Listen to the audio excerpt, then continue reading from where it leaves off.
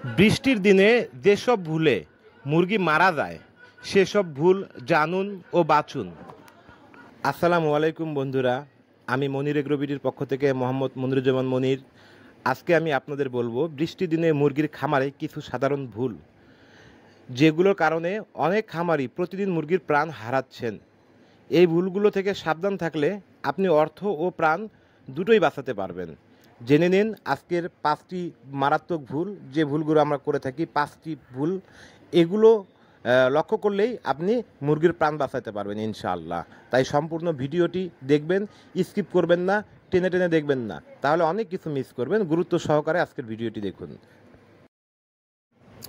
আমরা 1 নম্বর যে ভুলটি করে থাকি সেটি হচ্ছে পানি ঢুকছে খামারে কিন্তু বের হচ্ছে না। এই সমস্যা, বৃষ্টির পানি খামারের ভিতরে জমে গেলে মুরগির পা ভিজে যায়, ঠান্ডা লাগে এবং পায়ে ইনফেকশন বা ফুট রোগ হয়। এ থেকে সমাধান, খামারের চারপাশ উঁচু করে বাদ দিন। পানির নির্গমনের জন্য ড্রেন বা ছোট নালা তৈরি রাখুন। মুরগি যেন ভিজে না যায়, মুরগির পা যেন ভিজে না যায়, মুরগির ভাষা যেন সাথে না থাকে, পানিটা যেন জমাবদ্ধ না হয়। 2 নম্বর সমস্যাটা, ভেজা বিছানার উপর মুরগি রাখা। মুরগিকে আমরা যেখানে রাখি, বিছানা মুরগির, সেই জায়গাটা ভেজা থাকে। ভেজা বিছানায় ব্যাকটেরিয়া তৈরি হয়, ফলে মুরগির পেটের অসুখ, নিউমোনিয়া, এমনকি কলেরা পর্যন্ত হতে পারে। তাই সাবধান অবলম্বন করতে হবে।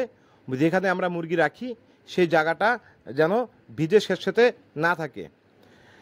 3 নম্বর যে ভুলটি আমরা করে থাকি, বাতাস চলাচলের ব্যবস্থা নেই। আর্দ্রতা ও বদ্ধ জায়গায় গ্যাস জমে গেলে মুরগির শ্বাসকষ্ট, সিওসিডিওসিস ও নিউমোনিয়া হয়।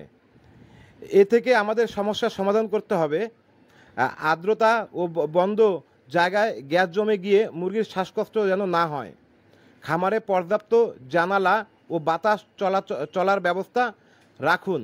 টিনের ঘরে যদি মুরগি পালন করেন সেক্ষেত্রে আপনারা ভেন্টিলেটর বা ফ্যান ব্যবহার করতে পারেন, যেন মুরগির গ্যাসটা জমে না থাকে।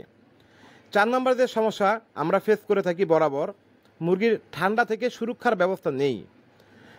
বৃষ্টির দিনে হঠাৎ ঠান্ডা হলে মুরগির যে বাচ্চাগুলো থাকে বা বড় মুরগি থাকে সেগুলো অসুস্থ হয়ে পড়ে, খাওয়া দাওয়া কমে দেয়। এই সমস্যাটা প্রতিনিয়ত আমাদের হয়ে থাকে। এই মুরগির ঠান্ডা থেকে মুরগিকে সবসময় আমাদেরকে আলোতে রাখতে হবে, ঘরের তাপমাত্রা স্বাভাবিক রাখতে হবে।